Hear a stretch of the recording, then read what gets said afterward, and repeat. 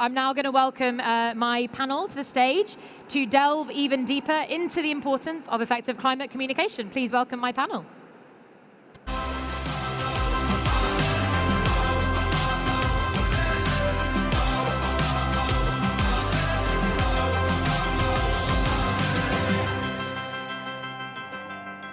Thank you. I thought I would invite you on first and then introduce you so that we can all look at each other, and just actually make a connection, which is nice. So, Mark Maslin. Mark is a bit of a legend in the UK, I have to admit.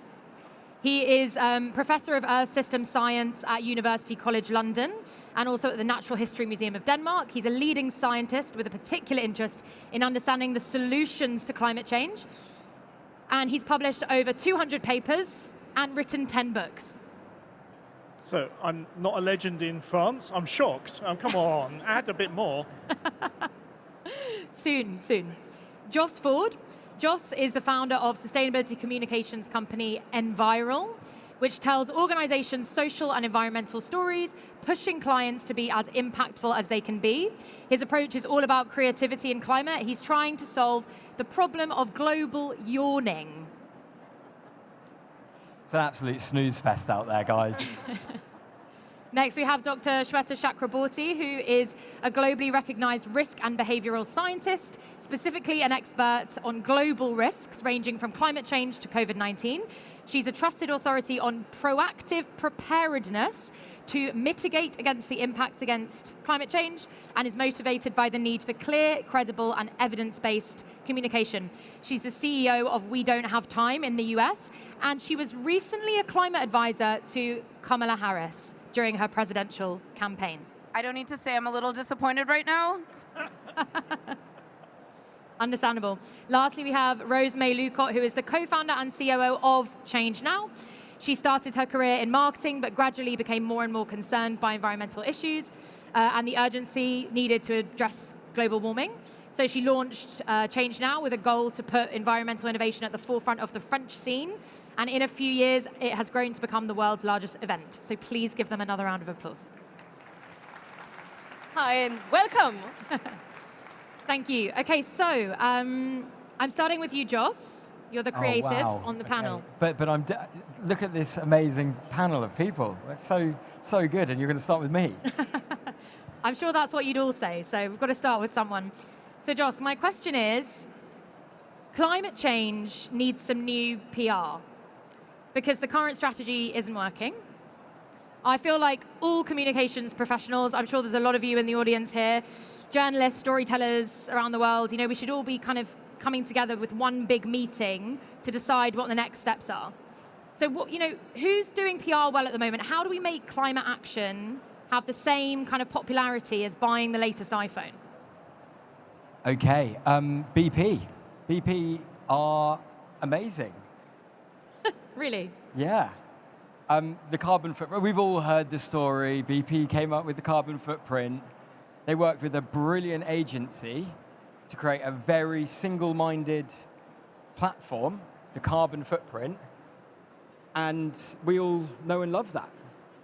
Okay, they put the onus on the individual, but can you imagine if a climate organization worked with a really shit-hot agency and came up with the carbon footprint and put it on businesses, just businesses, and it got the traction that the carbon footprint has had since it got, I think it was the 2000s or something when it got made up. So I think they're doing a really good job. Why? Because they got really creative, single-minded messaging done well. Yeah. I think that sustainability is in a bit of a winter period. The last time we had a summer was probably COP26 time, where there was loads of momentum, loads of innovation, loads of investment going on, and there's not that at the moment, is there? But I think to take sustainability from winter hibernation to spring, comms and brand is the essence of that. Yeah. Embedding it through creativity into the center of our DNA of brands, no matter if you're B2B or B2C, that's what it'll take it. So it's interesting, we can learn from BP. Shweta, I can't not come to you on that. I feel like, you've been in there, in the deep end in US politics. If we can learn from BP, can we learn from right-wing politics? From the shocking Kamala Harris presidential loss? Yes. So, actually, Joss and I were just talking about this before we came on stage and how the right got it right in the United States. It's why, and I know this is triggering for some to hear the name Trump, but it's why Trump is the current president and is currently destroying every aspect of democracy as we know it in modern United States. And in hindsight, it's so obvious. When we were running the Kamala Harris campaign, we thought we had it in the bag. And now looking back, we realized that $100 billion had been put in to education, into media, and ultimately the outcome of that is political leaders that are voted in, like Trump. And they'd been doing this systematically for decades. The liberal or the left side has put in a drop in the bucket compared to how much the conservative right in the US has put in. And so here we are. We're not fighting fire with fire. We're not fighting resources with resources.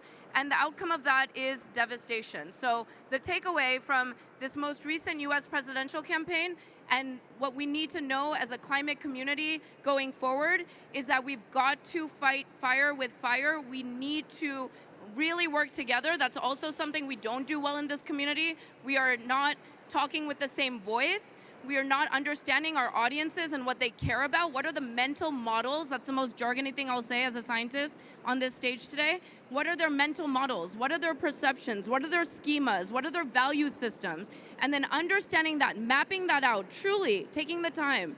It's not even expensive, it's a bit tedious, but understanding who you're communicating to and then finding the right trusted spokesperson to share that message will get us to the behavioral outcome we want. In the case of the Harris presidential failed election, it would have been to have voted for her. In the case of climate, it's to get everyone to understand that yes, your carbon footprint matters, so we can actually create values around the environment and become environmental stewards and raise our children with that knowledge of it's not just take from nature, it's a mutual relationship, but it's actually getting people to hold companies and representatives accountable. That's what we really need as behavioral outcomes. So how do we get people to do that? Through trusted messengers and by understanding what matters to them. So I love this idea of trusted messengers and trusted spokespeople. Just give us a quick, what's an example of a trusted spokesperson in a normal community? Taylor Swift, who knows her? Anyone? Yeah, I mean, who knows her directly? Who can send her a line? No, I'm being facetious, but the idea is we need to partner with creatives. We need to partner with musicians and athletes, doctors, pharmacists, your hairdressers. We need to activate trusted community members and those that people feel that they trust because they see them on screen all the time, or they pay a lot to go to their concerts. Once we activate that network, that will be the game changer. Agreed. Mark, I'm going to come to you next because I know you've spent you're a scientist originally, but you've pretty much spent your whole career trying to communicate the science. And I know you mentioned to me recently that you moved away from fear-based messaging a while ago. Why did you move away from that? So I think the first thing to say is don't rely on scientists to do the communication. And I think this is one of the errors in climate change, which is we have been the forefront of communicating climate change for 30 years. We're not always good communicators. Trust me, there are certain of my colleagues, I do not want to leave the laboratory, okay? They will not communicate in the best way. They will confuse you. They'll use lots of jargon, and you'll just go, what? So I think that's the first thing, which is we need professional communicators. We need experts who understand human behavior to get behavioral change. That's the first thing. The second thing is many, many years ago, the idea that you can change people by fear, the idea that we're all going to burn to death, we're all going to have these extreme weather events. We've been saying this for 30 years and no change has occurred. So I think the new approach must be this win-win, or as I prefer it, win-win-win solutions, whereby you actually appeal to people and you say, we're going to look at your values, we're going to look at what you need and what you want in the future, and we can tie that to climate change. So for example, when I talk about going to a more plant-based diet, and remember, I say plant-based diet. I don't say vegetarian or vegan. I'm actually saying you can still have a little bit of meat if you want to, if that's necessary, because you're still buying into their requirements. But you then say, well, that's going to make you healthier. It's going to make your children healthier, and you're going to live longer. At which point they go, oh, this is great. And then you say, and it's going to save the planet. And I think that's it. It's bringing these things. And we haven't communicated. We can have green cities. We can have clean air. We can have transport systems. I mean, the right has made 15-minute cities, which to me sounds like amazing, like an evil thing that's going to stop you having to commute for an hour a day to go to work. I mean, it's like, and they've won that battle, and I've never understood why. So I think we need real communication specialists, as Josh said. You need PR companies, you need behavioral specialists, and you certainly need change now. That was a very, very good segue. Thank you, Mark. So, Rose, we'll come on to you. You must know a lot about audiences. You've created, one of the biggest events, the world's biggest event for solutions for the planet. Who do you think is the hardest audience to reach when it comes to sustainability and climate action? Well, so thank you for your words. When we created Change Now, the ecological and social transition wasn't appealing at all. We talked about sustainability. We used words that were used for decades, and that wasn't sexy at all. And I don't know if you're familiar with the adoption curve, of a product, where you have the early adopters, then the early majority, then the late majority. You're familiar with this curve? Well, it has been explained, theorized, that there is a chasm between the early adopters and the early majority. And to cross this chasm, you need to change the way you talk about the product or the idea. And when we launched Change Now, we were exactly at that point in the chasm. The speeches that have seduced the early adopters were not seducing the early majority. And we had to rethink the way we talked about positive impact. And actually, positive impact wasn't a word that existed when we launched Change Now. So we got inspired by, so we can get inspired, yes, by politicians, but we were also inspired by the tech ecosystem. Because the tech ecosystem managed to create an inspirational layer around it. Many success stories that inspired thousands of entrepreneurs who wanted to start also in a garage and end up as like the king of the world, the most, the richest people in the world. So this inspired generations of entrepreneurs. And when we created Change Now, we thought, yes, we have to create this new inspirational layer. We have to highlight success stories, inspirational entrepreneurs, so that they can inspire other people in return and make this, ecological and social transition appealing. It's interesting that you use the word seduce, because I feel like we do need to make climate change sexy, like we have to. Otherwise, everyone likes sexy things, usually. So if climate change is seductive, or climate action is seductive, I feel it might, welcome people in. But just, I want to come to you on that, because, Musk is is a very controversial figure nowadays. But, when he launched Tesla, I was reading, he pitched Tesla cars as the future of luxury and performance. Originally, he didn't mention the eco, he didn't mention he was going to save the planet. That was his story. You were driving the fastest, coolest thing on the road, and that's what seduced people. So, just tell us, how can we be more creative? How can we go outside the box? What can we do? Okay, so just to pick up on your point, because you used positive change. We've had sustainability, regenerative, ESG. Actually, it was Dr. Victoria Hirth in a session that you hosted recently, who's got a really interesting concept of well-being for all, forever. And I really, really like that. I really like that element because you can never argue with a parent that they want well-being for all, forever. You can never argue with somebody who might be looking for their own personal vision to be better, for better well-being. And so I think that's a really interesting North Star that we need to be looking for. And then how do we get people to buy into that North Star of well-being for all, forever? How do we make it sexy? It's through unexpectedness. Ooh.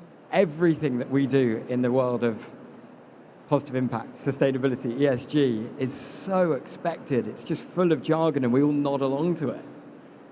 For me, it's So when you it's when you just break that. It's breaking so that. I was going to say, how can we make this panel a bit more unexpected? Okay, Should we actually, run around? Like, I'm in heels. Well, we did talk about a dance routine, didn't we? No, yeah. Actually, there was a really great example here in Paris a couple of years ago. It's so we talk about unexpectedness, and I'm about to talk about Oatly. I mean, how expected is that in a sustainability conference? But what they did is there was some rules that you couldn't do out-of-home advertisement for brands, and so they put this message up around, wouldn't this wall look better with an oat drink commercial? And then they basically got this delivery driver with the Oatly carton, which had their carbon labeling on, and just put it in front of the wall at the perfect angle so it looked like an out-of-home advert. It was unexpected. It was a physical out-of-home campaign which went viral online, and they weren't talking about carbon labeling, but it got people interested. It got people to look at their brand, and then they kind of did the rest of the message online. so it seems like what we're all talking about is almost sustainability slightly being the afterthought, but it still gets in there, but it might not be the leading aspect. Oh, it should never be literally should never be the leading thing. You know, like, let's not talk about Musk either, but the luxury thing, he made a shit hot car which accelerates at a ridiculous speed and it goes quite a long way. Yeah. And it just happens to be good for the planet. Yeah. Like, just a list of priorities of meeting people where they actually want to buy from a brand. That's good. Shweta, I'm going to come back to you. So I really want to, draw here on your expertise, having worked in politics and having worked, obviously you're based in the US. Something that, you've said to me before is important in the climate fight is appealing kind of to patriotism and to national pride. Do you think, in the UK, we're a bit embarrassed of that. We don't really like being English, do we? It's a bit embarrassing. Whereas in the US, what do you think, Mark? Are you happy to be English? I hate to say this. I think the English are the most patriotic people there are. Oh, do you? Yes, so I avoid them when I go on holiday. It depends which English people you're meeting. But do you think we need to appeal to national pride to help people? That's a little complicated because I would say the US has a history of assimilation versus the UK, which is more multiculturalism, and both have pros and cons. And I feel the assimilation worked until it didn't. And now we have over 50% extreme right that's, really owning the landscape in the United States. And I don't know to what extent they've co-opted national pride. Now the American flag is associated with the extreme right, which it shouldn't be the case. So not to say that we shouldn't appeal to national pride. As a behavioral scientist, I would do the research first and understand where we sit and how it's changed and what we could do to co-opt and take back take back science. This whole Make America Great Again, we should be able to take that back and make science great again. In fact, that is the campaign that We Don't Have Time, my company, a partner for you all here, has launched. Because we don't want this American flag, this national pride, and this Make America Great Again to be owned by an extreme fraction of the United States. We, as a global community, can make science great again. And so we are here to own that and take it back, and to remember that nobody cares. The world does not care what you believe. You are going to fall off a balcony if you step off of it. This is great. It's Science 101. And so we need to lead with that. That needs to be the North Star, leading with science and being proud to lead with science, because it's what's created the engineering marvel that we're all finding ourselves sitting in right here, right now. what is more tangible than science? So if we lead and control that narrative and take science back and make science great again, then I feel like that's really appealing to not just the US public, but the global public, and ultimately should be our North Star.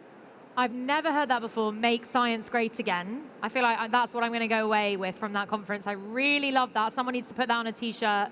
It's already on a cap. You'll see, if you see a red cap that looks like Make America Great Again, it's Make Science Great Again. It's all over here. Amazing. So, Mark, I'm going to come back to you now.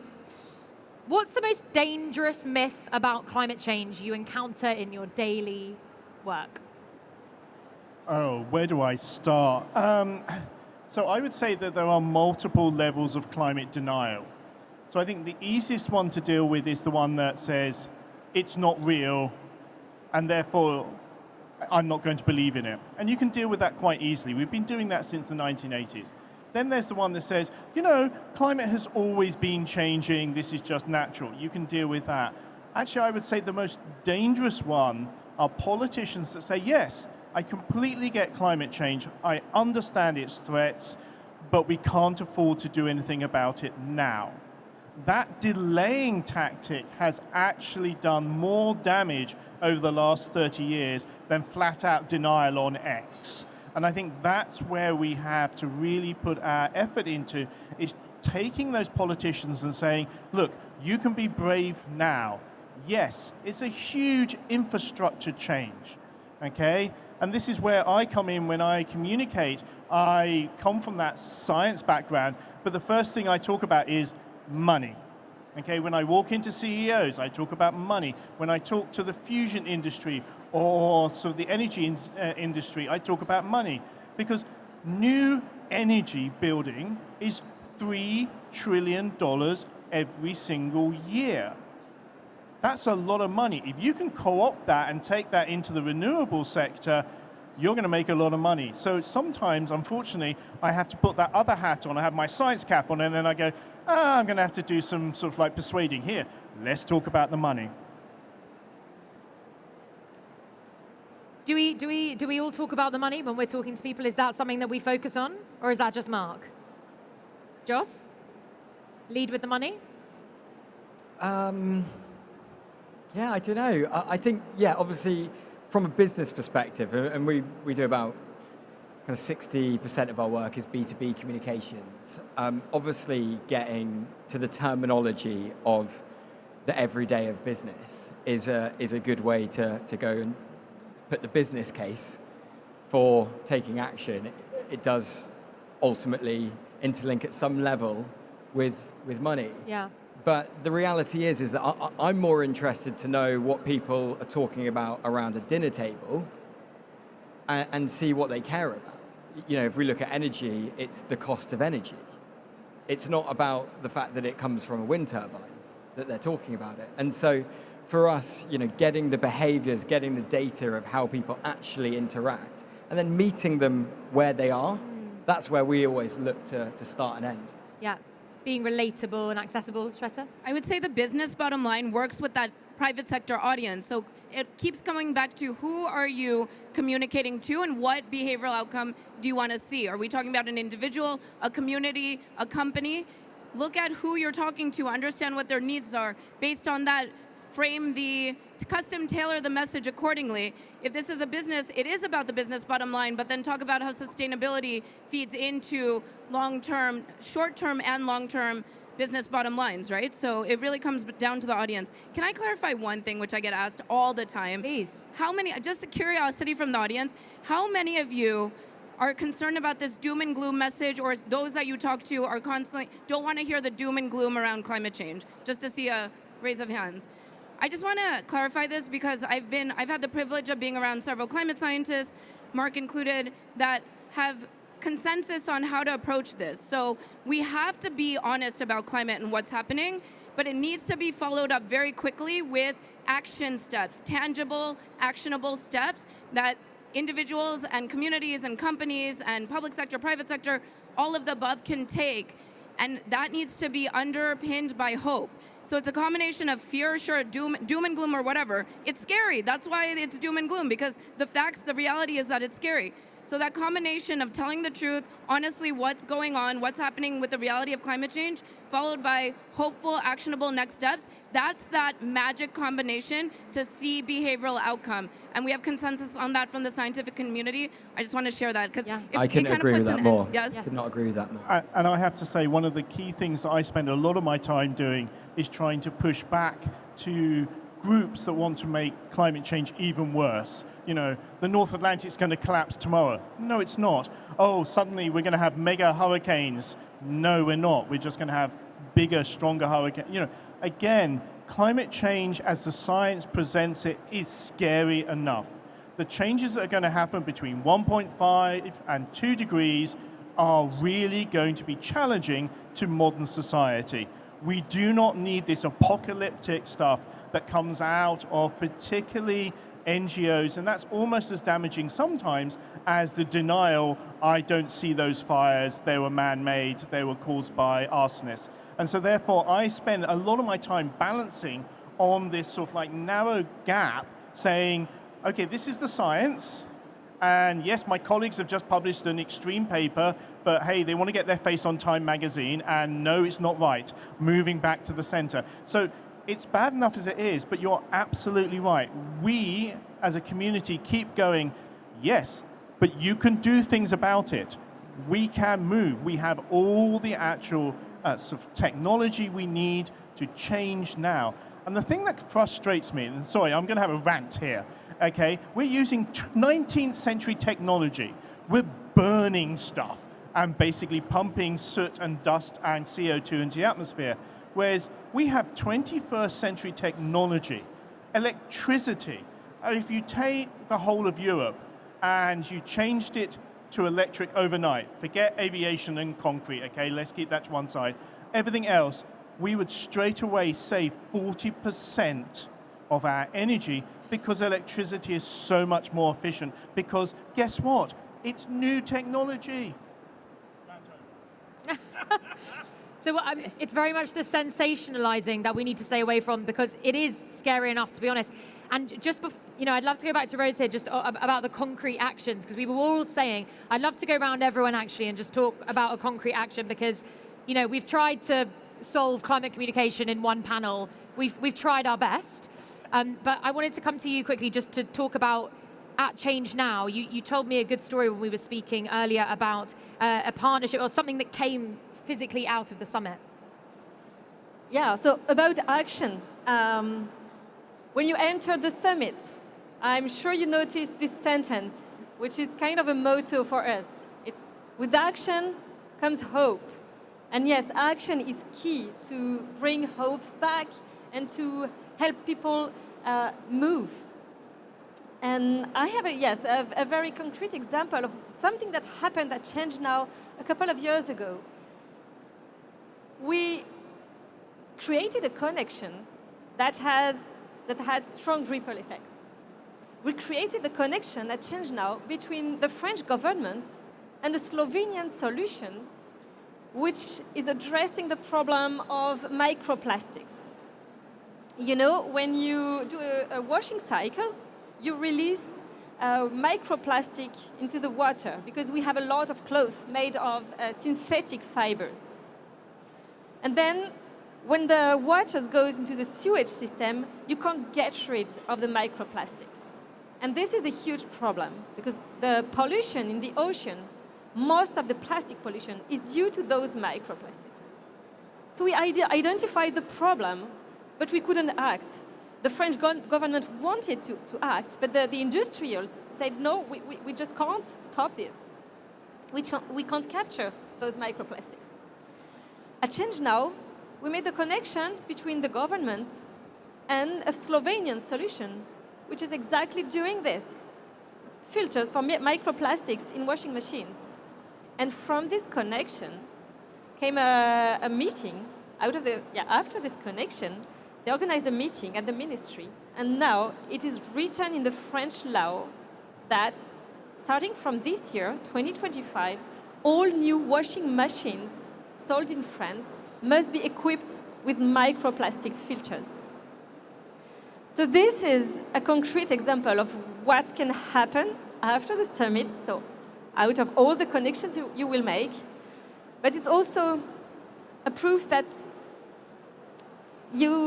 when you don't have the solutions, it's very difficult to take decisions, to act. But once you have solutions, when you see concrete actions, then you can act in return. And at Change Now, every year we ask, when you registered, you were asked if you felt capable to act for the planet.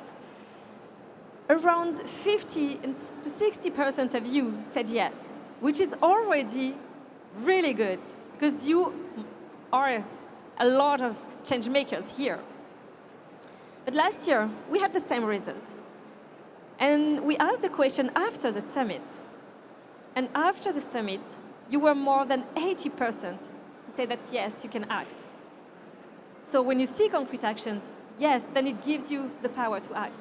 It's really hopeful to hear that story. I'm sure that's a really inspiring story for everyone. I really felt that when you told me. That's great to hear. And I feel like I'm going to go around and just get a last word from all of you. Unfortunately, we do have to finish because we have someone coming on next. I feel like we could have had an hour with each of you individually because you all have such interesting stories. I'm sure you'll all agree. We're just going to go around quickly. Something concrete, something actionable, something you would like the audience to take away. Mark. Okay, so I'm going to task you all to talk about climate change. This is your superpower. It is really interesting that when people talk about it, things change. There's a certain company, Sopasteria here, who I've worked with for years. It started at the base level. There were a couple of people that had climate anxiety. They talked about it over the coffee. It's France, of course it was coffee. They talked about it over the coffee machine, and they realized they could do small things. The company then changed over a couple of years to become a AAA rated at the Carbon Disclosure Project. Do not underestimate your individual power to talk to people and influence people. And the thing is, you may never, ever know what that influence is, but just keep talking about it positively and making change happen. My go? Yes, please. Don't write the brief yourself. Work with communications experts to write the brief. And basically hire Joss. Hey, I didn't say it like that. No. Internally in your companies, like often it's like the founder or the CEO or somebody who's detached from the everyday who writes a brief. Work with a communications expert to write the brief. In that brief, put in a line, a scoring mechanism. Will it cause global warming? Is it boring? Is there a threat to it being boring? And have check-ins throughout the process of creating it to see if it's too full of jargon or if it feels a bit too just, blah and samey. And then go and work with different creatives to go and deploy that. There's a brilliant organization called Creatives for Climate. I think they're here, and they've got a great platform for individual freelancers, groups of freelancers, as well as agencies. Go to them and then make stories great again. Save the world from boring sustainability. Make stories, make science. I also just think before we move on, we need to translate global yawning into French. Just so that we all... I'm not the person to do that. Rosemary, how would you say global yawning? Like bailler? Is it to yawn? Ennui. Ennui? L'ennui climatique. Ennui climatique. Okay, so that's what we're taking away. For anyone French, ennui climatique. Shweta. Okay, how many in the audience say that they have some sort of anxiety around climate change? This is like every hand going up at this point. So the group therapy session afterwards, yeah? The antidote to anxiety, climate anxiety, is action. To take action, open up your phones, download the We Don't Have Time app. If you already have it, it's free. Just download it. If you already have it, sign up for the Make Science Great Again campaign. Very clear action steps to take. It'll help with that anxiety you're experiencing. And then you'll also be plugged in to be able to identify where you want to get involved, right? Depending on who you are and the work you do, you can plug into fashion or agriculture, transportation. There is actions to be taken across public sector, private sector, and let's find a custom tailored action for you that's right. We help accelerate that for individuals and for companies. So please download the app. That's a great action step to take. Thank you. And I also have an action for you. When you go out of the summit, I would like you to have in mind your top 3 solutions or speakers you met, you saw today, because they inspired you. And because they inspired you, they will also inspire other people around you.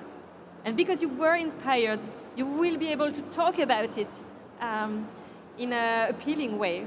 So yeah, just have in mind when you leave the summit, when you leave the Grand Palais, what is your top 3 solutions or speakers? Thank you. Thank you very much. Please give them a big round of applause.